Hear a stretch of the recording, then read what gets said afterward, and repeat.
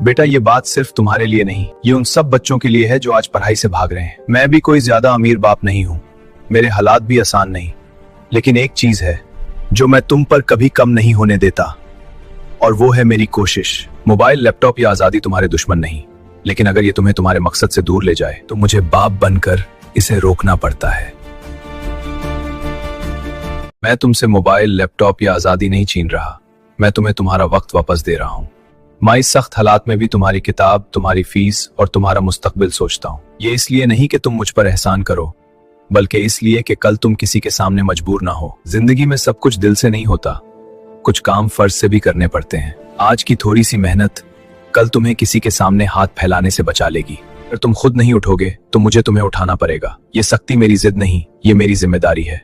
बेटा, मैं तुम्हारा दुश्मन नहीं हूँ, मैं वो हूँ जो चाहता है कि तुम मुझसे बेहतर जिंदगी जियो। अल्लाह मेरा गवाह है, मैंने तुम्हारे लिए कभी आसान रास्ता नहीं बल्कि हमेशा सही रास्ता चुना है। बस एक बात याद रखना, मैं तुम्हें टूटते और हार मानते नहीं देखना चाहता।